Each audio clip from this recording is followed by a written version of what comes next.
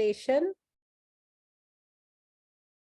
So once again, good evening everyone and welcome to this month's webinar on understanding the lifestyle of a cochlear implantee child. यानी कि आज हम बात करेंगे कि बच्चे की एक पूरी जो हमारे कॉक्लियर इम्प्लांटेड बच्चे हैं, ये अक्सर हम प्रोफेशनल से सिर्फ स्पीच और लैंग्वेज के ऊपर क्वेश्चंस पूछते हैं, बट क्या हम उनकी ओवरऑल डेवलपमेंट के ऊपर ध्यान दे रहे हैं या नहीं।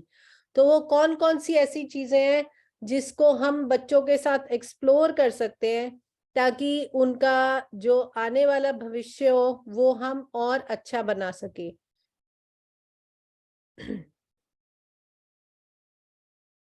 I hope you can see the shared screen. सबको दिखाई दे रही है फर्स्ट स्लाइड?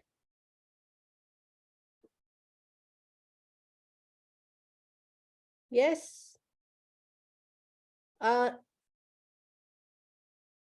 दे रही है तो टाइप कर दीजिए yes. Yes. Okay, thank you.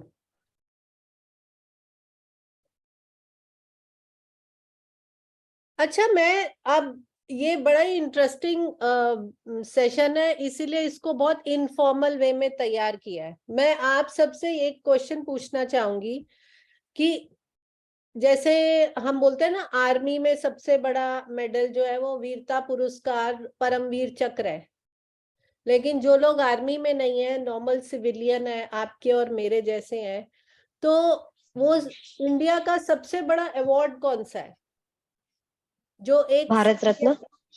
Very good, very good. तो भारत रत्न जो अवार्ड है वो हाईएस्ट सिविलियन अवार्ड है, यानी कि देश के उन लोगों को मिलता है जो अपने फील्ड के खाली जिन्होंने उसमें प्रोग्रेस की है, खाली वो नहीं बल्कि वो उस फील्ड के महावीर है। और इस स्लाइड में आपने ये तीन, मैंने वैसे तो हर साल भारत रत्न दिया जाता है, बट कुछ भारत रत्न इस स्क्रीन पे अब आपके सामने है, आप देख सकते हो। इनके नाम आप सबको पता होंगे, तो कोई बताएगा क्या नाम है और किस फील्ड में उनको भारत रत्न मिला? Lata Mangeshwar ji for singing, Very and good. Sachin Tendulkar for his contributions in the cricket field. And I'm not sure about the first one. First one किसी को मालूम है? फर्स्ट वन कौन है? Pandit Ravishankar. Yes, very good शिखा। पंडित रविशंकर, जो कि बहुत ही famous वीणा player है। वीणा, हाँ, वीणा बजाते हैं, और रिसेंटली ही passed out, but he is also Bharat Ratna. अब इन तीनों को क्यों लिया गया इस प्रेजेंटेशन में?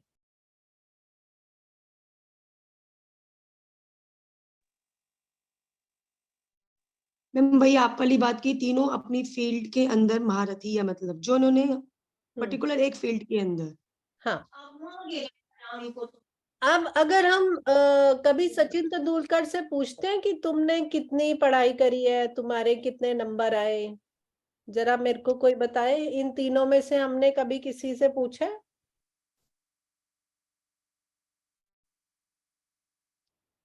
सिर्फ इनकी अचीवमेंट देखी हमने। और जब इन्होंने अचीव करना शुरू किया और ये इस फील्ड के सबसे बड़े अचीवर बन गए, तो इन्होंने कितनी पढ़ाई करी, कितने नंबर आए, वो मैटर नहीं किया। तो इनके माँ बाप ने क्या किया?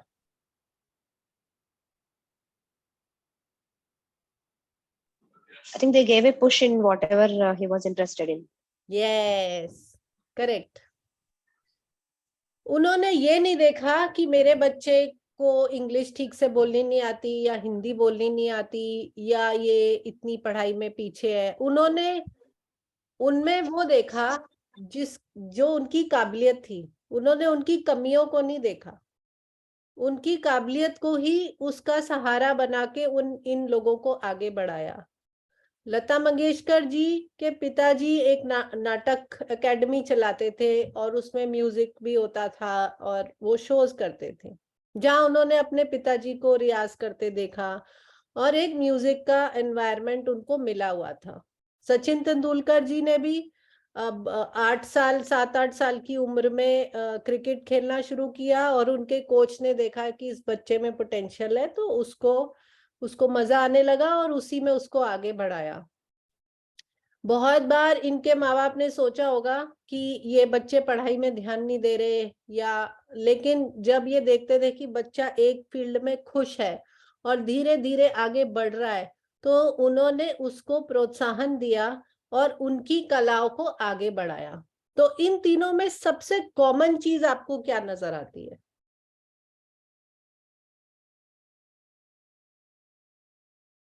भारत रत्न तीनों को मिला, लेकिन इन तीनों में कॉमन चीज क्या रही?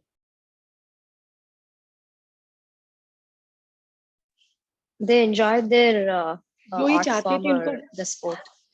हाँ बिल्कुल। उसके अलावा तीनों ने ज्यादा पढ़ाई नहीं की। Very good. Good one. इसके अलावा मैम जो ये मन से चाहते थे, दिल से चाहते थे, इन्होंने वो अचीव किया। देखो, दिल से तो हम भी मतलब बहुत विदाउट कोई एनफोर्समेंट, कोई फोर्स नहीं था। देखो, आज की डेट में भी अगर मैं शिखा आपसे पूछूं कि आप क्या करना चाहते हो, तो प्रोबेबली आप बोलो कि मैम मैं चाहती हूँ मेरा एक बुटीक हो, ऐसे कुछ। तो चाहते तो हम भी बहुत कुछ है, लेकिन इन तीनों को एडवांटेज क्या मिला? पेरेंट्स सपोर्ट, पेरेंट सपोर्ट, और सबसे ज्यादा उससे भी ऊपर इन्होंने कम उम्र में उन चीजों में ये घुस गए। जितना छोटा बच्चा जितनी जल्दी स्किल डेवलपमेंट की तरफ जाएगा, उतना बड़ा वो अचीवर बनेगा। एक 30 साल का बच्चा, आदमी, एडल्ट, या 3 साल का बच्चा अगर एक ही चीज को शुरू करता है सीखना, तो 3 साल वाला बच्चा उसको जल्दी सीखेगा, जल्दी अडेप्ट करेगा और जल्दी उस चीज में माहिर बनेगा, बजाय 30 साल के बच्चे एडल्ट के में। क्यों ऐसा होता है? सेम आंसर है जो कारण बनता है अर्ली इंटरवेंशन का। आपके बच्चों को हम क्यों बोलते हैं जल्दी इम्प्लांट कराना चाहिए, जल्दी ये? क्योंकि ब्रेन डेवलपमेंट, जो न्यूरोलॉजिकल पाथवेज हैं, जितनी छोटी उम्र में डेवलप होंगे उतने स्ट्रॉन्ग बनते जाएंगे। इन तीनों ने 5 से 7 साल की उम्र में जो भी ये इन्होंने लाइफ में जाके अचीव किया, उसका जो होमवर्क है, उसका जो ग्राउंड वर्क है, जिसको बोलते हैं नींव रखना, ये नींव इन्होंने 5 से 7 साल की उम्र के बीच में रखनी शुरू कर दी थी। इसीलिए आज के सेशन के लिए सबसे इम्पोर्टेंट मैसेज ये है कि आज आपके बच्चे उसी ग्रुप में आते हैं जो कि 3 से 7 साल की उम्र के बीच के बच्चे हैं। आज के सेशन में आप देखोगे कि हम बच्चों के साथ क्या क्या एक्सप्लोर कर सकते हैं, हम उनको कैसी अपॉर्चुनिटीज दे सकते हैं। हर टाइम हम उनके पीछे पड़े रहें कि बोलो बोलो, ये सीखो वो सीखो। हमें ये देखना जरूर है कि वो बच्चे किन चीजों में अच्छे हैं और हम उनको क्या उस फील्ड में आगे बढ़ा सकते हैं। क्या हम उन ऐसे पेरेंट बन सकते हैं कि हमारे बच्चे भी एक दिन भारत रत्न ले सकें, और ये पॉसिबल है। मैं आप सब लोगों के साथ शेयर करना चाहूंगी। इनफैक्ट मैं रिकॉर्डिंग को पॉज करूंगी क्योंकि मैं ये रिकॉर्ड नहीं करना चाहती। अभी लेटेस्ट 1 महीना पहले मैं पेरेंट ने अभी नाम लेने से मना किया है, क्योंकि बच्चा नया नया अचीवर बना है। तो आप सबके लिए गुड न्यूज ये है कि हम में से एक बच्चा ने IAS का एग्जाम भी क्वालिफाई कर लिया है। तो अगर आप हमारे बच्चे अभी जैसे अनन्या के लेवल के बच्चे हैं, वो यूनिवर्सिटीज में पढ़ रहे हैं, उससे 1-2 साल बड़े वाले बच्चे हैं, इंजीनियरिंग कर रहे हैं। मेरे को पर्सनली वो बच्चे जानते हैं जो IIT से इंजीनियरिंग कर रहे हैं, निफ्ट से फैशन डिजाइनिंग कर रहे हैं,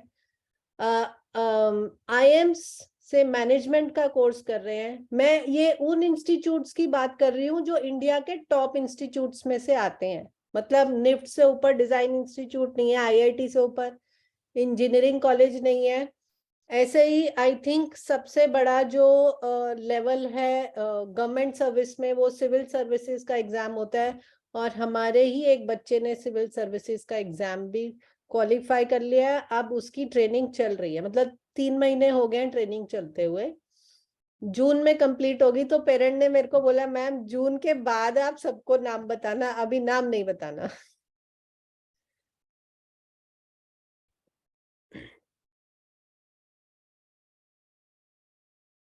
रिज्यूम आपको प्रेजेंटेशन शेयर हो रही है?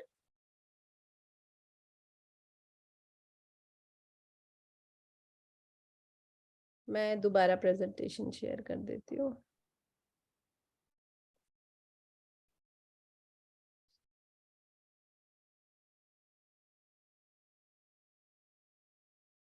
तो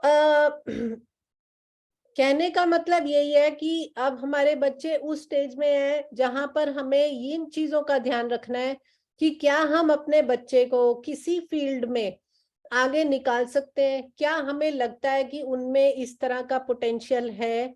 हर बच्चा हर फील्ड में नहीं हो सकता, लेकिन हम बच्चे को अगर एक्सपोजर देंगे हर फील्ड का तो फिर शायद एज अ पेरेंट हमें समझ आएगा कि क्या मेरा बच्चा इस चीज में आगे निकल सकता है या नहीं। ओके, तो आज जिन फील्ड्स के बारे में हम डिस्कस करेंगे उनको मैंने 6 कैटेगरीज में डिवाइड किया है। ये 6 कैटेगरीज हैं: art and craft, music, sports, experiential learning, outdoor activities और डांस। अब जरूरी नहीं है कि आपका बच्चा 6 की 6 करेगा या आपने 6 के 6 एक्सपेरिमेंट करने हैं। अब तक आप थोड़ा बहुत नेचर उसका समझते होगे, टॉयज वगैरह उसके कौन से प्रेफर्ड टॉयज होते हैं, उसको किस तरह की गेम्स खेलनी पसंद है, तो उन्हीं के बेसिस पर आप अलग अलग चीजों में उसको एक्सप्लोर करना शुरू कर सकते हो। तो हम एक एक करके देखेंगे कि अगर बच्चे का इस कैटेगरी में इंटरेस्ट है तो हमारे पास क्या क्या ऑप्शन है। तो शुरू करेंगे सबसे पहले डांस से। तो मुझे ये बताओ कि आप में से कितने पेरेंट्स ऐसे हैं जिन्होंने एक्सपेरिमेंट किया है कि मेरा बच्चा डांस करता है, जैसे ही म्यूजिक ऑन हो उछलना शुरू कर देता है, कुछ कुछ स्टेप्स उठाता है। आप में से किसी को ऐसे फील हुआ है, या आपने कभी ट्राई नहीं किया म्यूजिक को प्ले करने का?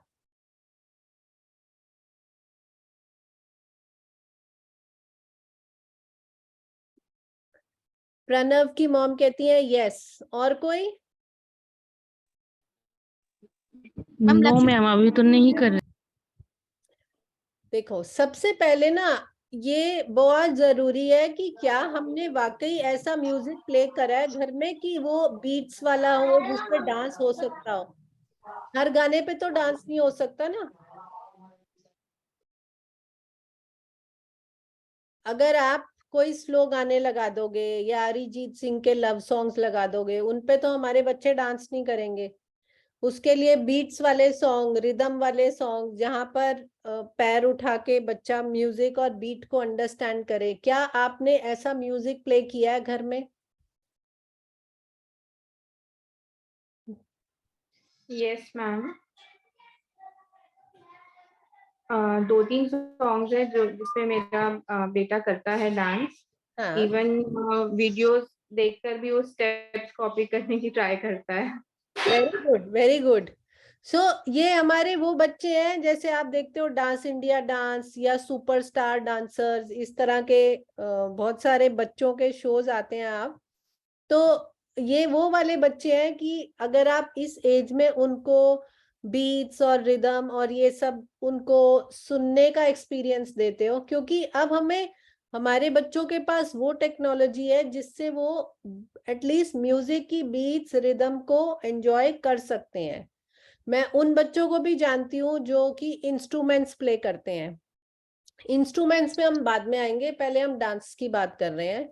तो एज अ पेरेंट हमारा क्या, हम कैसे अपने बच्चे को फैसिलिटेट वर्ड मैं हर स्लाइड में यूज करूंगी। फैसिलिटेशन का मतलब होता है कि हम उनको आगे बढ़ाने में मदद करें। हम कोई उनको टीचर नहीं बनेंगे कि ये करो वो करो, लेकिन हम ऐसी अपॉर्चुनिटीज क्रिएट करेंगे ताकि बच्चे का इंटरेस्ट थोड़ा और बढ़े। तो इसके लिए जिन बच्चों ने अभी यस किया है, जैसे प्रणव सोनी ने बोला, और किसने बोला था अभी, सुहाना ने। तो आप अपने बच्चे को सबसे पहले तो different styles of dance form को बता सकते हो कि ये वाला डांस है, इसको रॉक एंड रोल कहते हैं या इसको जुम्बा स्टाइल बोलते हैं। ये हो गए वेस्टर्न वाले। कई गर्ल्स जो हैं उनको इंडियन क्लासिकल डांस करना अच्छा लगता है। तो आपने करना क्या है कि डांस फॉर्म्स को दिखाना है कि ये इस तरह का डांस है, ये इस तरह का डांस है। फिर उसमें से ये ध्यान रखना है कि बच्चे का इंटरेस्ट किस डांस फॉर्म में ज्यादा आ रहा है। उसको बॉलीवुड म्यूजिक के स्टाइल का डांस पसंद आ रहा है या उसको ट्रेडिशनल डांस फॉर्म का इंटरेस्ट आ रहा है। तो फिर इंटरेस्ट जानने के बाद आप उसके लिए ट्रेनिंग ऑप्शंस ढूंढिए कि क्या बच्चे को ऑफलाइन ट्रेनिंग मिल सकती है या ऑनलाइन। अभी देखो कोरोना टाइम का सबसे बड़ा एडवांटेज ये हो गया है कि लर्निंग प्लेटफॉर्म हमारे पास ऑनलाइन ऑफलाइन बहुत है। मतलब आप योगा क्लास भी घर बैठ के, कोई बैंगलोर में योगा करा रहा होगा तो आप घर बैठ के अपने नॉर्थ में वो योगा कर सकते हैं। जूम पे योगा सेशंस चलते हैं। तो रिसर्च करना कोई मुश्किल काम नहीं है। सिर्फ आपको ये देखना है कि अगर घर के आसपास कोई डांस स्कूल नहीं है जहां आपको लाने ले जाने में दिक्कत है, तो आप उसको ऑनलाइन सेशंस भी दिला सकते हैं या नहीं दिला सकते। डांस में तो इजी है, लेकिन ऑफलाइन में होता है कि ग्रुप में बच्चा एक दूसरे को देख के जल्दी सीखता है।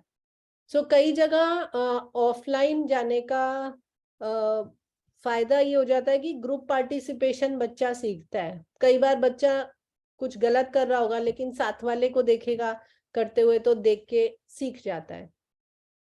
तो आपने ये देखना है कि किस तरीके से जो उसमें एक कला आ रही है उस कला को वो आप कैसे बढ़ा सकते हो।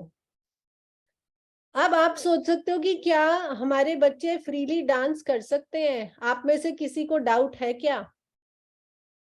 किसी को ये डर तो नहीं लगता कि मेरे बच्चे ने कॉक्लियर इम्प्लांट पहना है तो डांस कर पाएगा या नहीं कर पाएगा? क्योंकि मैं अभी पीछे वर्कशॉप में गई थी, वहां पर पेरेंट्स बोल रहे मैम हम नहीं करवाते कि कहीं खो जाएगा, गिर जाएगा, हमारे बच्चे छोटे हैं, बड़ा होगा फिर हम सिखाएंगे। इस तरह का आपके किसी के मन में डाउट या फियर, डर तो नहीं है? मैम मेरा क्वेश्चन है डांस से। हाँ मैम मुझे कुछ ऐसा तो कुछ भी डर नहीं है मैम, ऐसा मुझे कुछ भी डर नहीं है, लेकिन मुझे ये समझ में नहीं आता कि ये बच्चे गाना समझ पाएंगे या नहीं। मतलब जैसे क्या वेरी गुड क्या गाना क्वेश्चन, चाहिए? बहुत अच्छा क्वेश्चन किया आपने। तो संगीता, इसमें ये चीज समझनी जरूरी है कि क्या जब हम खुद डांस करते हैं तो हमें वो गाना समझ आ रहा होता है या हम उसकी बीट्स को एंजॉय करते हैं? और जी मैम, कुछ कुछ गाने ऐसे होते हैं कि सिर्फ बीट को ही एंजॉय करते हैं। है ना? पंजाबी हाँ, सॉन्ग होता है, कुछ समझ में नहीं आता। खासकर इंग्लिश गाने। अभी देखो जी मैम। हमारे जितने यंगस्टर हैं, ये टीनेजर ऐसे इंग्लिश गानों पे डांस कर रहे होंगे जैसे सब कुछ आता है। आता किसी को भी नहीं है। किसी को लिरिक्स नहीं आती होंगी, एक दो वर्ड्स पकड़ते होंगे वो इंग्लिश गानों के। अभी तो लेटेस्ट ट्रेंड ये है कि साउथ इंडियन फिल्म्स के गानों पे कितना डांस करते हैं हम नॉर्थ इंडियन लोग। पहले होता था पंजाबी गानों पे तमिलियन साउथ इंडियंस डांस करते थे। अभी वो जब से ये बाला और ये वाले सॉन्ग्स आए हैं तो साउथ इंडियन म्यूजिक नॉर्थ में भी बजने लगा है। तो आई थिंक म्यूजिक तो एक यूनिवर्सल मैं लैंग्वेज है। गाने की सोच रही थी। हाँ, तो गाने में डांस में, स्पेशली डांस में लिरिक्स पे, समझ आने पे तो ध्यान देना ही नहीं है, बल्कि इससे आपके बच्चे को सबसे बड़ा फायदा ये होगा कि उसको रिदम कैच करना, बीट्स कैच करना, कब लाइन चेंज हुई है तो एक्शन चेंज करना, उसकी जो लिसनिंग स्किल्स है वो और भी अच्छी हो जाएंगी। जैसे कई बार मेरे पास जो 2 छोटे बच्चे आ रहे हैं वो ऑटिस्टिक भी हैं, हियरिंग इम्पेयरमेंट के साथ ऑटिज्म भी है। तो उनमें हम स्ट्रैटेजी यही डालते हैं कि लिसनिंग स्किल तो फोकस कर ही नहीं पाते वो, उसके लिए म्यूजिक हेल्प करेगा कि इनकी लिसनिंग अटेंशन स्पैन बढ़े। तो हमारे जो बच्चों को ये सब प्रॉब्लम नहीं है, डांस म्यूजिक एक ऐसा थेरेपी मटेरियल है, मैं बोलूंगी, जो कि रिसर्च ने प्रूव किया है कि जिन बच्चों को म्यूजिक एप्रिसिएशन, म्यूजिकल एनवायरनमेंट मिलता है, उन बच्चों की जो लिसनिंग स्किल्स हैं और स्पीच और लैंग्वेज स्किल्स हैं वो उन बच्चों से बेटर होती हैं जिनको म्यूजिकल एनवायरनमेंट नहीं मिलता है। मैम जैसे हम डेली सॉन्ग चला के छोड़ दें तो बच्चा अपने आप भी सुनने की कोशिश करेगा ना, उससे हम ये ना कहें कि तुम सुनो डांस करो, सिर्फ एक गाना चलाने से भी कुछ फायदा होगा या उससे कहना पड़ेगा? Very good question Sangeeta. ये जो हॉबीज होती है ना, इसमें हम उनके टीचर नहीं बनने चाहिए, उनके साथ उनके पार्टनर बनने चाहिए। तो हॉबी डेवलप करने में यही फर्क होता है कि यहाँ पर हम उनको सिखाएंगे नहीं, लेकिन हम उनके साथ पार्टिसिपेंट जरूर बनेंगे। यानी कि आपने जब गाना चलाया तो आप भी डांस करना शुरू करो। अगर आप उसको एनकरेज करना चाहते हो तो पहले, अगर आप तो ऐसे बैठ गए सैड होके, नहीं मैम मेरे को तो बहुत शौक है डांस का। उसकी सिस्टर भी करती है छोटी वाली। अच्छा, तो वही मैं लेकिन प्रेक्षक कम इंटरेस्ट लेती है। Very good. तो घर का कोई भी मेंबर, चाहे आप या उसकी सिस्टर, उसको एनकरेज करने के लिए उसके साथ ही अपना, चाहे रिदम, थोड़ा डांस करना, आप भी बॉडी मूवमेंट्स करो, ताकि उसको कंफर्ट लगे कि हाँ भाई ये अच्छी चीज कर रही हूं मैं, इससे मेरी मम्मी खुश होती है, मेरे को बहुत मजा आ रहा है। सो यहाँ पर उसका टीचर नहीं बनना, हमें उसका पार्टनर बनना है। जी मैम, मतलब उसके साथ ये डेली करने से तो वो समझने लगेगी ना। हाँ करेक्ट करेक्ट। और अगर आपको लगे, और अगर देखो मैं सच कह रही हूँ, अगर आज के सेशन में अगर आप सब, चाहे 6 पेरेंट है, 7 पेरेंट है, 7 फैमिली, अगर आप एक एक स्किल भी अपने बच्चे की पकड़ लेते हो कि हाँ मुझे लगता है इस स्किल में मेरा बच्चा आगे निकल सकता है, तो it can be a life changing session also. You never know, हमारे भारत रत्न यहीं से बनेंगे, इसी उम्र से बनेंगे। अपने बच्चे में बिलीव करना सीखो कि हमारे बच्चे कर सकते हैं। मैम एक चीज, मतलब है तो थोड़ा स्टूपिड सा क्वेश्चन, लेकिन पता कैसे चले कि मतलब बच्चे में ये, हमारा बच्चा इस चीज में ज्यादा इंटरेस्टेड है। कई बार हम क्या करते हैं, बच्चों को डांस क्लास में डाल दिया, नहीं कर रहा तो जबरदस्ती करे जा, या क्रिकेट में डाल दिया, बाकी बच्चे कर रहे हैं तू भी करे जा। पता वेरी कैसे गुड, चले कि वो मतलब बेसिकली किसमें, मतलब किसमें उसको हम भेजे? बहुत अच्छा क्वेश्चन है, एक्सीलेंट क्वेश्चन, वेल डन।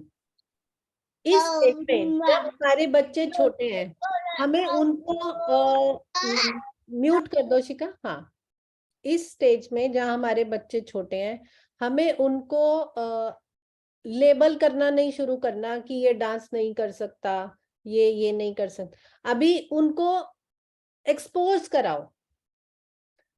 आपने जैसे पकड़ा कि डांस क्लास में डाला, फिर वो थोड़े दिन बाद कह रहा है मेरे को पसंद नहीं है, मेरे को नहीं जाना, तो फिर वो, उसका मतलब उसका वो एरिया ऑफ इंटरेस्ट नहीं है, तो हम उसको वहां पुश नहीं करेंगे। क्रिकेट खेलने जाने में बाकी बच्चे जा रहे हैं, उसको भी डाल दिया। जहां बच्चा खुशी से जाना शुरू कर दे, समझो उसका एरिया ऑफ इंटरेस्ट है वो। जहां आपको उसको पुश करना पड़ रहा है, जहां आपको उसको जबरदस्ती बैग पैक करके चल चल क्लास का टाइम हो गया चल, वहां इसका मतलब उसका इंटरेस्ट नहीं है, फिर आप उसको पुश नहीं कर सकते। इस स्टेज में हमें उनको हर चीज में डाल डाल के देखना है। देखो, जब तक आप बच्चे को स्विमिंग पूल में नहीं डालोगे वो तैरना नहीं सीखेगा। यूट्यूब के ट्रेनिंग वीडियो देखने से हम स्विमिंग नहीं सीख सकते, हमें पूल में कूदना ही पड़ेगा। तो ये ढूंढने के लिए कि हमारे बच्चे का एरिया ऑफ इंटरेस्ट अगर हमें अभी नहीं पता, हम आइडेंटिफाई नहीं कर सकते एज अ पेरेंट, तो हमें सिर्फ ये करना है कि उनको एक्सपोजर देना है। अब आप म्यूजिक ही नहीं चलाओगे, बीट्स ही नहीं चलाओगे, हमें क्या पता डांस में शौक है या नहीं है। इसीलिए पहले इस स्टेज में सिर्फ ये देखो कि चलो आज मैंने थोड़े दिन डांस ट्राई किया, फिर मैंने म्यूजिकल इंस्ट्रूमेंट ट्राई किया। इस तरह से अलग अलग फील्ड जिनको आज हम डिस्कस करेंगे वो ट्राई कर सकते हैं। फिर उसमें से आपको कुछ ना कुछ ऐसे 1-2 फील्ड मिलेंगे जहां बच्चा इंटरेस्ट दिखा रहा है, जहां से आप शुरुआत कर सकते हो। ठीक है, सो ये था हमारा डांस फॉर्म के लिए। अब हम आते हैं म्यूजिकल इंस्ट्रूमेंट्स पे। सारे हियरिंग इम्पेयर्ड बच्चे, चाहे वो अगर हियरिंग एड पे हैं या वो कॉक्लियर इम्प्लांट पहनते हैं, दोनों तरह के बच्चे आज की टेक्नोलॉजी को देखते हुए म्यूजिकल इंस्ट्रूमेंट्स को बजाना, सुनना, समझना, बजाना सीख सकते हैं। ये मैंने खुद बड़े बच्चों को, आई थिंक अगर आप YouTube पे सर्च भी करोगे तो कॉक्लियर इम्प्लांटी बच्चे आपको पियानो बजाते हुए भी मिलेंगे, गिटार बजाते हुए भी मिलेंगे और ड्रम्स को बजाते हुए भी मिलेंगे। सो करना क्या है, क्या हमने उनको अपॉर्चुनिटीज दी कि वो किसी म्यूजिकल इंस्ट्रूमेंट को ट्राई करें? Again, how can you facilitate, यानी कि हम एज अ पेरेंट क्या क्या काम कर सकते हैं जिससे कि बच्चे का म्यूजिकल इंस्ट्रूमेंट्स में हो सकता है इंटरेस्ट क्रिएट हो। सो create a musical environment. Again, चाहे इंस्ट्रूमेंट भी बज रहे हैं, उसमें सिखाना चाहते हो, कम से कम म्यूजिक को तो रोज प्ले करना शुरू करना चाहिए। ऑब्जर्व करो कि बच्चे को किस तरह का म्यूजिक अप्रिशिएट कर रहा है। अगेन, क्या हम उसको किसी इंस्टीट्यूट में ट्रेनिंग दे सकते हैं, ऑफलाइन ऑनलाइन? हमारे पास क्या अपॉर्चुनिटीज हैं कि हम कहीं पे उसको ट्रायल क्लास दिला सकें? जैसे अब आपको पता है कि म्यूजिकल इंस्ट्रूमेंट, अगर आपका बच्चा 5 या 6 साल का है तो गिटार बजाने में उसको मुश्किल होगी, क्योंकि गिटार बड़ी होती है, उसको मैनेज करना थोड़ा मुश्किल होता है। तो हम बेसिक इंस्ट्रूमेंट जैसे पियानो है, छोटे वाले पियानो, कैसियो जिसको बोलते हैं, उससे शुरू कर सकते हैं। क्या वो कीज को बजाना पसंद कर रहा है, क्या वो उसके साथ सिंगिंग? अब यहाँ पर सिंगिंग के साथ कंफ्यूज मत करिएगा, क्योंकि जो एक चीज में हमारे बच्चे कॉक्लियर इम्प्लांटी और नॉर्मल ईयर में फर्क जो आता है, जहां टेक्नोलॉजी अभी उतनी एडवांस नहीं हुई है, वो है टोनल क्वालिटी, टोनल परसेप्शन।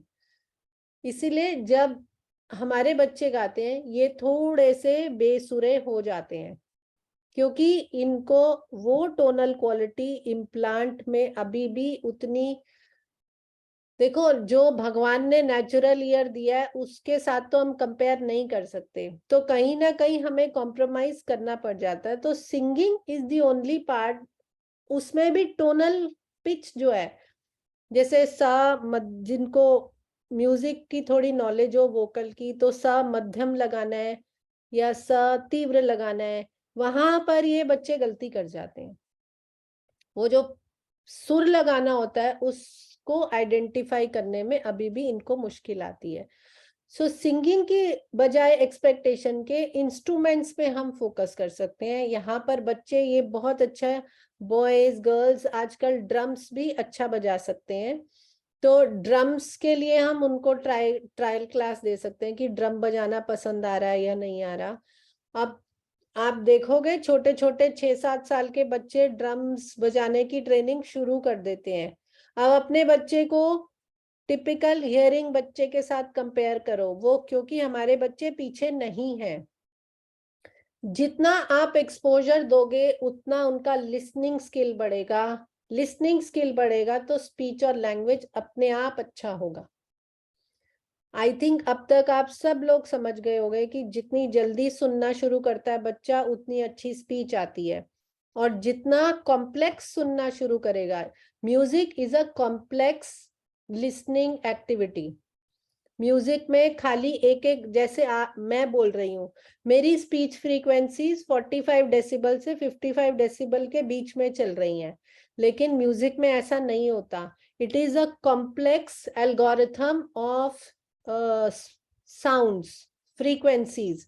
उसमें बहुत फ्रीक्वेंसीज ओवरलैप होती हैं, लो, मिडल, हाई फ्रीक्वेंसीज बहुत जल्दी आपस में चेंज होती हैं। इसीलिए म्यूजिक परसेप्शन बच्चे कई नहीं अप्रिशिएट करते, और ये वही बच्चे हैं जिनको हम म्यूजिक का अवेयरनेस नहीं देते। तो चाहे आप सुबह उठ के भजन लगाओ, चाहे कुछ भी लगाओ, अलग अलग वैरायटी ऑफ म्यूजिक से उनको एक्सपोजर दो, वो अपने आप उसको अप्रिशिएट करना सीखेंगे। अब म्यूजिक के लिए एक और, मैं देखो जो भी हम बात करेंगे लेटेस्ट टेक्नोलॉजी से रिलेटेड अगर बात कर रहे हैं तो मोस्टली बच्चों के पास मिनी माइक है, या रॉजर, जो जिनका कॉक्लियर डिवाइस नहीं है वो लोग रॉजर यूज कर सकते हैं। इससे भी म्यूजिक परसेप्शन अच्छी होती है। अगर बच्चे मिनी माइक या रॉजर यूज कर रहे हैं, उनको डायरेक्ट म्यूजिक परसीव हो रहा है, उनका म्यूजिक परसेप्शन और अच्छा बनेगा।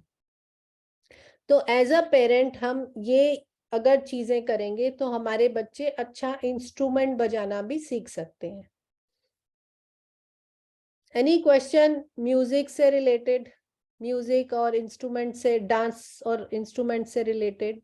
मैम अभी आपने मिनी माइक की बात की, ये प्रेक्षा N6 यूज करती है तो ऑडिटोरियम के साथ तो आप तो मिनी मैम माइक हाँ यूज करो। यूज हो सकता है उसमें ma'am mini mic? Yes yes yes, बिल्कुल हो सकता है। Okay ma'am, thank you. ठीक है, यस। मैम मिनी माइक से हम सॉन्ग कैसे सुना सकते हैं? वो तो हमारी स्पीच के लिए होता है ना। मिनी माइक के साथ आप गाना तो गा सकते हो ना, खाली स्पीच नहीं होती ना, हम गाना भी तो गाते हैं ना। है ना, ठीक है। चलिए म्यूजिक से थोड़ा आगे चलते हैं और स्पोर्ट्स और आउटडोर्स पे आते हैं। अब आउटडोर मैंने इसलिए लिखा है क्योंकि जरूरी नहीं है कि बच्चा कोई गेम सीखनी शुरू कर दे। स्पोर्ट्स का मतलब होता है proper training in a game, यानी कि बच्चा एक गेम में जा चुका है और जैसे क्रिकेट खेलनी शुरू कर दी है, या बास्केटबॉल खेलना शुरू कर दिया है, या टेबल टेनिस, किसी एक फॉर्म में जाकर उसकी ट्रेनिंग शुरू हो जाए, वो स्पोर्ट्स में आ जाएगा। आउटडोर्स में आ जाएगा कि बच्चा बाहर जाता है, खेलता है, अलग अलग चीजों को ट्राई कर रहा है। तो आप सबसे पहले वही क्वेश्चन, क्या आपको लगता है कि कोई ऐसी गेम है जो हमारे बच्चे नहीं खेल सकते?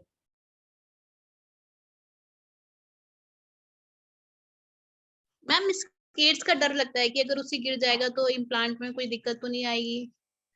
बिल्कुल नहीं आएगी। एक बच्चा है, इसीलिए मैं एग्जाम्पल्स अपने बच्चों के ही दूंगी कि एक बच्चा है, उसने अभी हरियाणा स्टेट लेवल पे स्केटिंग में रनर अप पोजीशन पे आया है। वो बच्चा 7 साल का है। उसने 5 साल पे स्केटिंग शुरू करी थी और उसका इंटरेस्ट इतना बढ़ गया स्केटिंग में कि उसने 2 साल में स्टेट लेवल पे पहुंच गया है। और अब उसकी जो एजुकेशन है, हरियाणा गवर्नमेंट उसको फुल स्पॉन्सर कर रही है ट्रेनिंग्स, फॉर्मल ट्रेनिंग्स के लिए। हमें स्पोर्ट्स में 2 चीजों का ध्यान रखना है एज अ पेरेंट।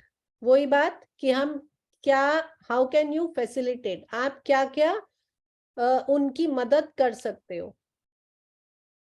सबसे पहले तो मैं जो एक क्वेश्चन पूछना चाहूंगी कि हम बच्चों को स्पोर्ट्स में, हम बोलते हैं हर बच्चे को खेलना जरूरी है, तो हम क्यों बोलते हैं क्यों खेलना जरूरी है? खेलने से क्या क्या फायदे होते हैं?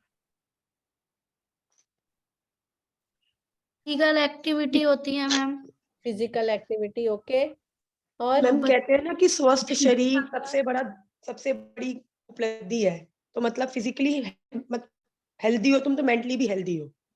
चलो ठीक है, फिजिकल फिटनेस हो गया आंसर, उसके अलावा और कोई?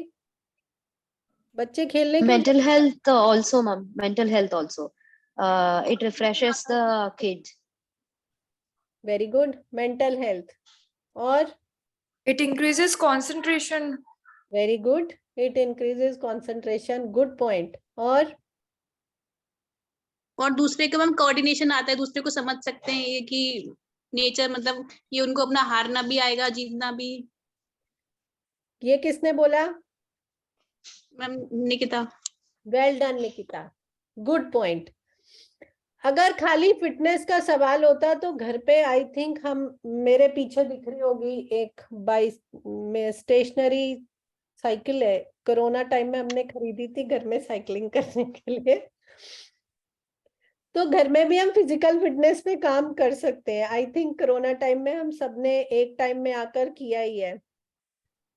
बच्चे बाहर खेलने इसलिए जाना चाहते हैं क्योंकि वो दोस्त बनाना चाहते हैं।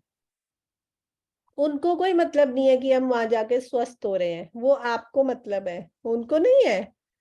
स्वस्थ होना तो एक बाई प्रोडक्ट है कि चलो खेल के आए तो स्वस्थ भी हो जाएंगे। बच्चे खेलने इसलिए नहीं जाते, बच्चे खेलने जाते हैं दोस्त बनाएंगे, भागेंगे, पकड़ेंगे, आपस में एंजॉय करेंगे। इस सब को करने से हारना जीतना सीखते हैं, नेगोशिएशन सीखते हैं, गेम्स के रूल सीखते हैं। ये एंड प्रोडक्ट्स हैं खेलने के। लेकिन बच्चा जाता सिर्फ खुश होने हैं, क्योंकि खेलना सबसे बड़ा फन एक्टिविटी है बच्चों के लिए। इसलिए हर बच्चे को खेलने जाने के लिए हमें एनकरेज करना चाहिए और उनकी रूटीन में खेलने का एक स्पेसिफिक टाइम हमेशा फिक्स रखना चाहिए। बच्चा खेल के आएगा तो खुश होगा तो आके आपकी सारी बातें मानेगा। फिर आप उसको चाहे 10-15 मिनट पढ़ने को बिठाओगे, बैठ जाएगा। लेकिन अगर आप उसकी रूटीन में प्ले टाइम नहीं डाल रहे तो आप सबसे बड़ा उनका नुकसान कर रहे हो। क्योंकि बच्चा बाहर खेलने जाना चाहता है क्योंकि उसको दोस्त बनाने हैं, उसको फ्रेंडशिप सीखनी है, उसको सोशल इंटरेक्शन सीखनी है। That is why sports games is must। Friend से रिलेटेड क्वेश्चन कि जैसे बच्चा खेलने जाता है तो कुछ बच्चे जो नॉर्मल हियरिंग, मतलब जिनकी नॉर्मल है, हाँ। मैम वो बच्चे उसको फिर शामिल करने में कि हमें तुम्हारी बात समझ में नहीं आ रही है, तो मैम डिस्करेज, फिर बच्चा ये कहता है मैं नहीं जा रहा, वो मुझसे बात नहीं करती है, ये सब भी आता है मैम। बिल्कुल ठीक। बच्चा जाएगा और देखेगा कि मैं क्या नहीं कर सकता, आके आपको बताएगा। आपने उसको स्ट्रैटेजी सिखानी है कि अगर तुम्हें समझ नहीं आ रही तो तुम कैसे पूछ सकती हो। देखो, अगर बच्चा बाहर ही नहीं जाएगा तो ये प्रॉब्लम्स आपके सामने कैसे आएंगी? अगर मैम वो तो बहुत जाती है, लेकिन कुछ फ्रेंड्स हैं उसकी कि अपने आप को बहुत कि हमें इसकी बात समझ में नहीं आती है, हम इसको नहीं खिलाएंगे, तो मैम उसके मन में एक वो आ जाता है कि मम्मी वो मेरे को खिलाती नहीं है। तो वो अपने गांव को याद करती है कि वहाँ के फ्रेंड अच्छे हैं, मैं उनके साथ खेलती हूँ। हाँ, करेक्ट, बिल्कुल ठीक कह रहे हो। आई थिंक ये चीज हर बच्चे के साथ होती है एक टाइम पर आके, कि आधे बच्चे खिलाएंगे नहीं क्योंकि बात समझ नहीं आती, लेकिन उनमें से कुछ ऐसे बच्चे जरूर होंगे जो कि उसको खिलाएंगे। तो आपने क्या करना है, मे बी जो बच्चे नहीं खिला रहे उनके पेरेंट्स से बात कर सकते हो आप प्राइवेटली, अपने बच्चे के सामने नहीं, कि ये सिचुएशन है, आप प्लीज अपने बच्चे को समझाओ, थोड़ा सा एडजस्ट करे। हो सकता है कि वो उस बच्चे का पेरेंट उसे समझाए तो बच्चे थोड़ा सा आपस में कोऑर्डिनेट करना, कोई ना कोई तरीका आपको ढूंढना पड़ेगा कि उसकी प्रॉब्लम को हम कैसे एड्रेस कर सकते हैं।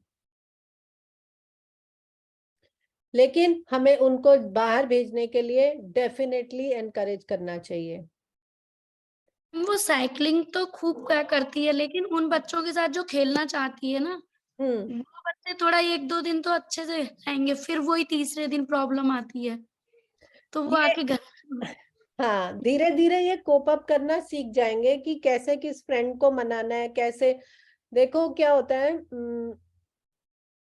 एक एग्जांपल देती हूँ। सेम चीज होती थी मेरे बच्चे के साथ भी। तो हमने क्या किया, वहां पर बॉल, वो बच्चा क्या, बॉल यूजुअली खो जाती है, तो हमने अनन्या को बॉल देना शुरू कर दिया कि तुम हमेशा अपनी बॉल ले जाओ। उससे क्या होता है, अगर बच्चे के पास खुद की चीजें होती हैं तो दूसरे बच्चे आना शुरू कर देते हैं उसके पास कि अपनी बॉल दे दे, हम इसके साथ खेलेंगे। सो ये सिर्फ एक छोटा सा एग्जाम्पल था। वही मैं कह रही हूँ, आपको देखना पड़ेगा कि कैसे स्ट्रैटेजी बना के आप उन बच्चों को भी इन्वॉल्व कर सकते हो। आप उनको घर पे टी पार्टी के लिए बुला सकते हो। आज मैं बच्चों की पार्टी कर रही हूँ एज अ पेरेंट, तो सब बच्चे मेरे घर आओ, वहां पर बच्चों का इंटरेक्शन बढ़ा दो। तो बच्चों को होता है अच्छा इसके घर जाएंगे ना, इसके घर केक, टॉफी, चॉकलेट ये सब मिलेगा। हर बच्चे को कहीं ना कहीं एक लालच होता है, तो वो चीज आपको ढूंढनी पड़ेगी कि इन बच्चों को मिक्सअप करने के लिए मैं क्या स्ट्रैटेजी यूज कर सकती हूँ।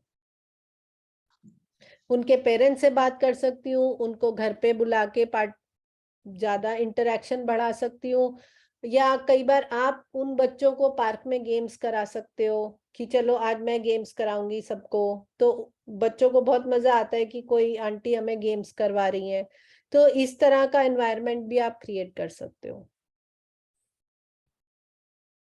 Okay ma'am.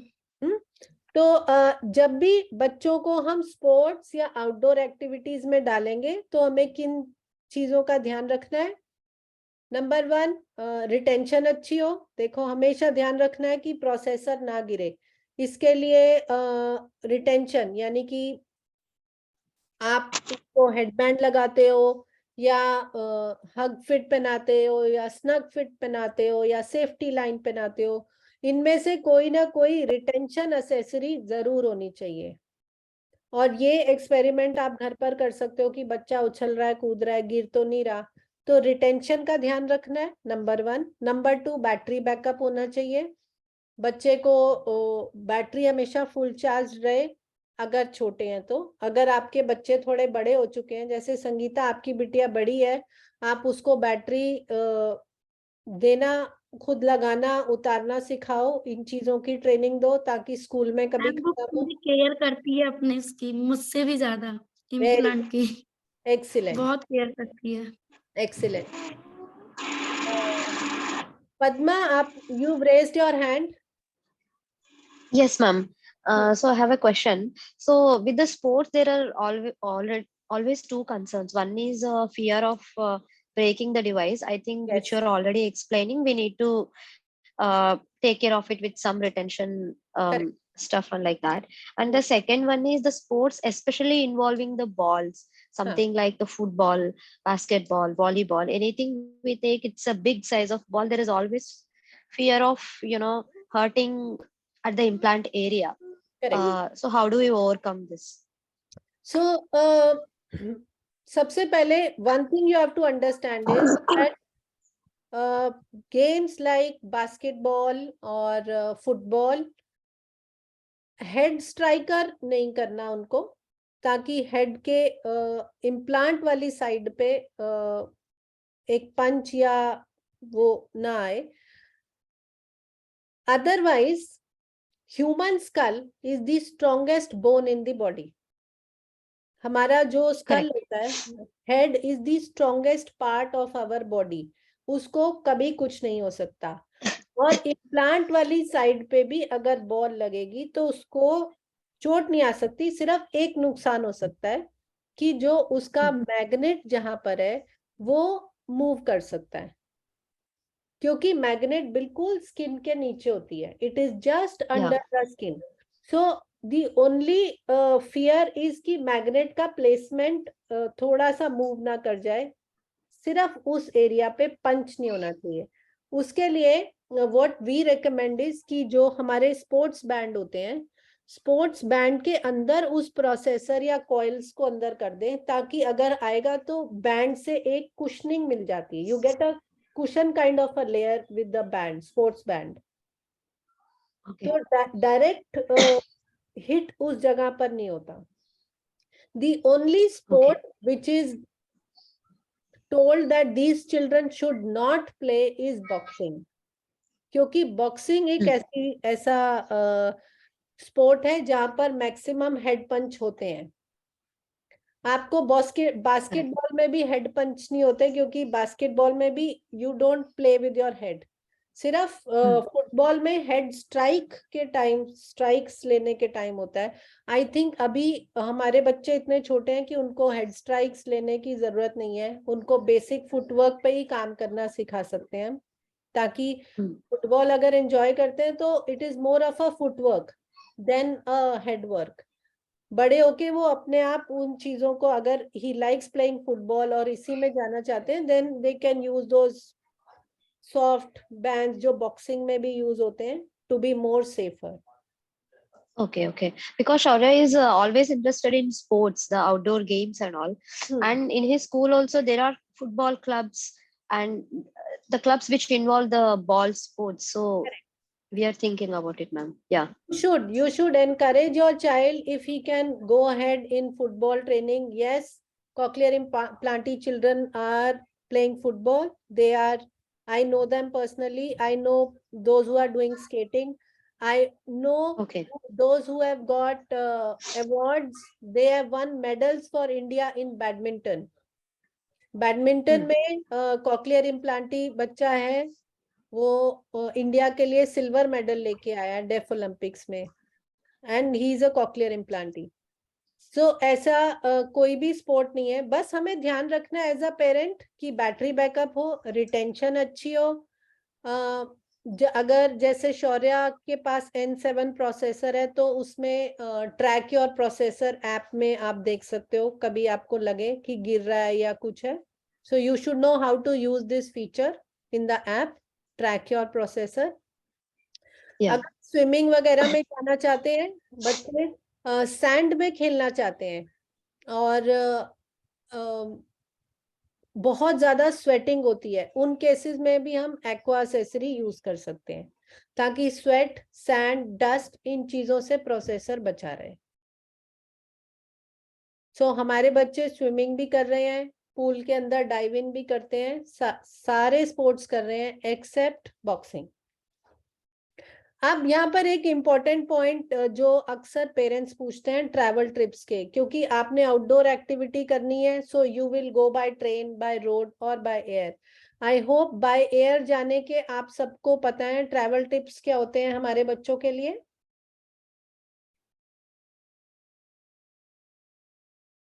So I will speak quickly because we are already at 5:55 and I have to still cover few more areas. By air travel कर रहे हैं तो बैटरी बैकअप, जो भी आप battery charger, batteries, disposable battery सारी handbag में जाती हैं, चेकड इन में नहीं डालिएगा. मेटल डिटेक्टर्स के थ्रू पास नहीं करना. इट इज नॉट कि प्रोसेसर खराब हो जाएगा, प्रोसेसर खराब नहीं होता, उसमें जो मैप होता है वो करप्ट हो सकता है, मैप में डिस्टरबेंस आ सकती है. अब आप पूछेंगे कि अगर बच्चा निकल गया तो हमें कैसे पता चलेगा मैप खराब हो गया है. आपको इमीडिएटली नेक्स्ट डे फील होना शुरू होगा कि आज मेरा बच्चा ठीक नहीं सुन रहा, जैसा पहला सुनता था आज उसकी लिसनिंग में उतनी अच्छी नहीं है. So immediately you have to feel कि ये मैप तो नहीं इसमें करप्ट हो गया, प्रोसेसर को कुछ नहीं होता. इसीलिए सब पेरेंट्स को रोज लिंक 6 साउंड चेक करना जरूरी है. लिंक 6 साउंड चेक, पास से, दूर से, नॉइस में, तीनों में आपको लिसनिंग चेक करना चाहिए, ताकि क्योंकि अभी बच्चे छोटे हैं. अगर बच्चे 10-12 साल के हो जाएंगे वो खुद ही बोलेंगे mom today I can not here well, today I am not listening better. ये बच्चे उस स्टेज में आ जाते हैं कि खुद बता पाएंगे, लेकिन जब तक खुद नहीं बता पाते तब तक आप इनका लिंक 6 साउंड चेक करके यू कैन नो कि बच्चे ठीक से आज सुन रहे हैं या नहीं सुन रहे. Moving on to art and craft. Art and craft, कितने बच्चों को कलरिंग, ड्राइंग या क्राफ्ट एक्टिविटीज करना पसंद है? मैम लक्ष्य को कलरिंग करना बहुत पसंद है, water colours. Very good, finally लक्षित कलरिंग पे आ गया। सी, अगर हम हर कैटेगरीज को देखते जाएंगे हमें खुद आंसर मिलेगा कि मेरा बच्चा किसी ना किसी चीज में जरूर अच्छा है, वो ही हमें पकड़ के उसको बढ़ाना है। हमें उनकी कमियों को नहीं देखना हर टाइम, ठीक है? हमें मैम प्रेक्षा को भी अच्छा लगता है ड्राइंग करना। Very good, excellent. सो अगर बच्चों को ड्राइंग और कलरिंग करना पसंद है तो आप एज अ पेरेंट क्या कर सकते हो? अगर आपके बच्चे छोटे हैं, जैसे लक्षित छोटा है, खाली क्रेयॉन्स नहीं, you have to start giving um different mediums of colour. देखो, क्रेयॉन दे दिया, उसको वाटर कलर ट्राई करने दो, उसको ऑयल पेस्टल ट्राई करने दो, उसको पेंट्स ट्राई करने दो। आधा टाइम तो ना हम ये देखते रहते हैं, हाय ये बच्चा गंदा हो गया, इसके कपड़े गंदे हो गए, टेबल गंदी कर देगा, हाय इसको ये मैसी चीजें ना दो। हम डरते हैं ना सब लोग, क्योंकि हमें लगता है हाय हमारा काम बढ़ जाएगा, हमें सफाई करनी पड़ेगी। बट अगर आर्टिस्ट बनाना है तो उसको अलग अलग मीडियम से एक्सप्लोर करने दीजिए। यही उम्र है जब वो देखेगा, अरे ब्रश और पेंट को उठाएगा तो दूसरे कलर में डालेगा तो देखेगा कि नया कलर बन गया। अगर आप उसको इन चीजों से दूर रखोगे तो वो कला कैसे बाहर आएगी? एंड यू नेवर नो कि उसको आर्टिस्ट बनना अच्छा लगे।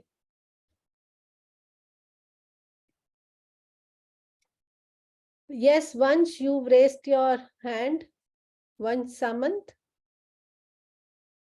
मैम प्रेक्षा को जैसे ड्राइंग पसंद है तो उसके साथ क्या, मतलब वो कुछ भी बना देती है कि मम्मी आज मैंने रैबिट बनाया, पैरट बनाया, फ्लावर।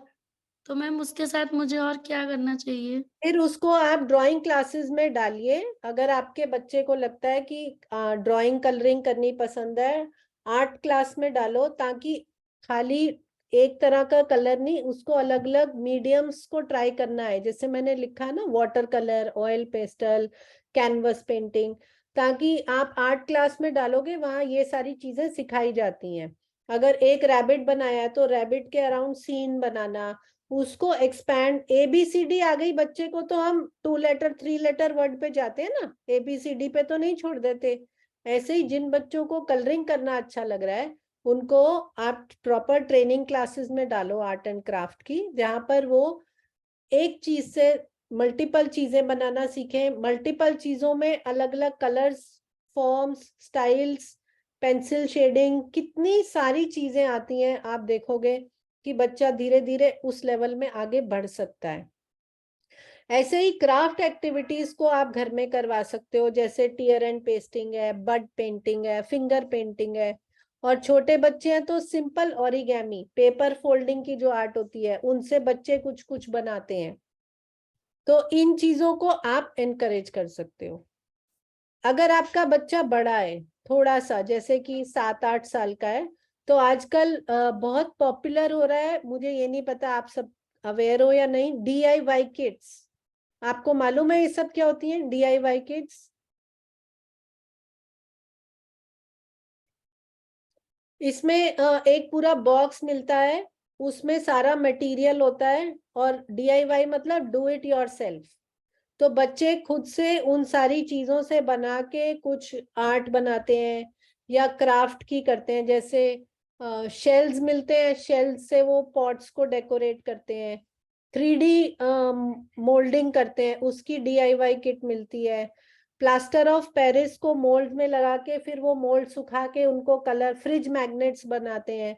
इस तरह के आप देखोगे, जैसे ये गिफ्ट शॉप्स होती हैं, बच्चों को बर्थडे पे गिफ्ट्स वगैरह देने हो तो इस तरह के गिफ्ट्स आप बच्चों को दीजिए, जिसमें कि अलग अलग क्राफ्ट एक्टिविटीज को वो एक्सप्लोर कर सकते हैं।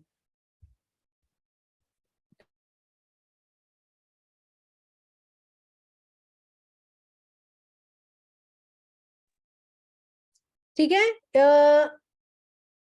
वेस्ट मटेरियल्स को यूज करना, यानी कि वेस्ट मटेरियल से हम क्या क्या बच्चों को यूज कर, माचिस की डिब्बी से हम क्या बना सकते हैं, CDs से क्या बना सकते हैं, प्लास्टिक बोतल से क्या बना, प्लांटर बनते हैं। आजकल YouTube पे इतने सारे वीडियोस मिलते हैं बेस्ट आउट ऑफ वेस्ट के कि आप अपने बच्चों को एक्सप्लोर करा सकते हो, उनको गार्डनिंग का शौक डेवलप करा सकते हो। तो इन चीजों को भी आपने एक्सप्लोर करना है कि बच्चे का इंटरेस्ट किस में आ रहा है। Any question with respect to art and craft?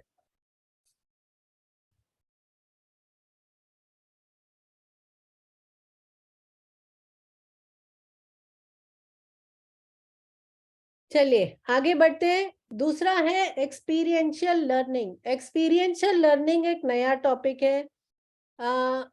ये बहुत कम बात की जाती है, लेकिन हम आजकल टेक्नोलॉजी के वर्ल्ड में है, तो इसलिए मैंने सोचा ज्यादा डिटेल में नहीं, लेकिन इसके बारे में भी बात करनी बहुत जरूरी है, क्योंकि इंडिया एक ऐसी कंट्री है जिसमें बच्चों का दिमाग साइंस और मैथ्स में बहुत तेज होता है। मतलब हमारे, आप देखोगे जितने भी यूएस, यूके, ऑस्ट्रेलिया में सारे computer engineers, doctors, science line में बच्चे हमारे बहुत अच्छे होते हैं, क्योंकि यहाँ पर बच्चे बहुत डेडिकेटेडली काम करते हैं।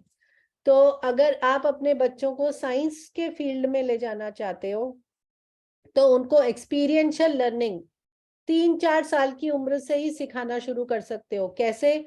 जैसे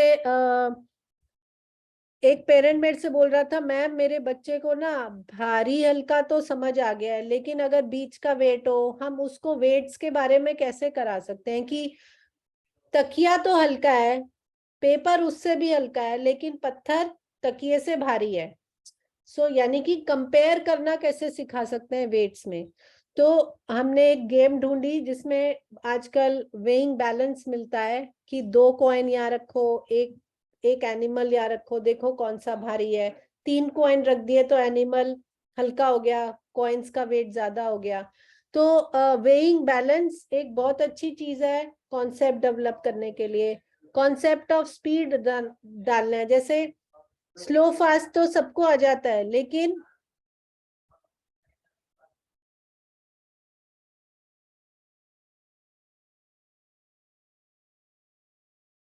sorry, scooter is faster than rickshaw but slower then car. अब ये तभी आ सकता है जब बच्चे को स्पीड के कॉन्सेप्ट आते होंगे। स्लो फास्ट तो सब बच्चों को आ जाता है, लेकिन क्या हम कंपैरिजन लेवल पे स्पीड का कॉन्सेप्ट डेवलप करते हैं? तो इस तरह से छोटे बच्चों में आप स्पीड का, वेट का, और आजकल DIY किट्स में 3D मॉडल्स भी मिल रहे हैं। अगर आप में से किसी ने किए हैं 3D मॉडल्स बच्चों के साथ? अब तक हमारे बच्चे क्या 2P पजल्स बनाते थे, 20 piece puzzle. Padma, I remember Shaurya doing puzzles. But have you tried 3D models now? 3D models, I've ordered some kits, ma'am. I don't remember the name from where. So yeah, he did some. Something like science experimenting. They give some mirrors and they give Correct. half the image and it will project full image like that. Yes. Yes. तो 3D models में पूरा 3 dimensional figure बन जाता है किसी भी animal का। तो एलिफेंट को भी आप 3 डायमेंशन से देख सकते हो। एनिमल्स में, व्हीकल्स में, कुछ टावर्स बनाने में 3D मॉडल्स के अब प्रॉपर बॉक्सेस किट्स मिलते हैं जो आप बच्चों के साथ करवा सकते हो। अगर बच्चा थोड़ा सा बड़ा है तो उनको ये सारे कॉन्सेप्ट्स डेवलप कर सकते हो। जैसे पद्मा ने भी बोला, लेंस देते हैं, मैजिकल बॉक्सेस मिलते हैं कि आप मैजिशियन बन जाओ, उसमें लेंस मिलता है, या क्यूब्स मिलते हैं, मैग्नेट की गेम्स होती हैं। तो ये छोटी छोटी साइंस की एक्सपेरिमेंट से हम बच्चे को बहुत सारा, आप देखोगे स्पीच और लैंग्वेज तो दे ही सकते हैं, लेकिन कॉन्सेप्ट डेवलपमेंट में उनको बहुत हेल्प मिल सकती है। और अगर बच्चा 7 साल से ऊपर का है तो जो नया ट्रेंड चल रहा है वो है रोबोटिक्स, यानी कि बच्चों को आप रोबोट बनाना भी उन ट्रेनिंग क्लासेस में भी डाल सकते हो। कोडिंग वगैरह बच्चे 3rd या 4th क्लास से शुरू कर रहे हैं आजकल। तो ये चीजें आपको मैं सिर्फ वैरायटी ऑफ चीजें बता सकती हूँ, लेकिन आप based on your child's interest उसको एक्सप्लोर करवाइए और उसको जितना, ये एक लर्निंग पीरियड है, जितना बच्चा सीखेगा उतना ज्यादा उसका होराइजन बढ़ेगा, और आप जितनी अपॉर्चुनिटीज क्रिएट करोगे स्पीच और लैंग्वेज अपने आप अच्छी बनती जाएगी। वही घर के अंदर बैठ के कार्ड्स और गेम्स सिखा सिखा के बच्चे को बोर करना, और वो भी कहते हैं बस सब हम दुखी हो गए हैं। सो इन चीजों से ऊपर आओ आपके आसपास, और इनमें कोई ज्यादा इन्वेस्टमेंट की जरूरत नहीं है। आप खुद ही देखोगे यूट्यूब से भी कि कितनी चीजें फ्री रिसोर्सेज आपको ई रिसोर्सेज मिलते हैं, उनको आप कैसे यूज करके बच्चे को हेल्प कर सकते हो।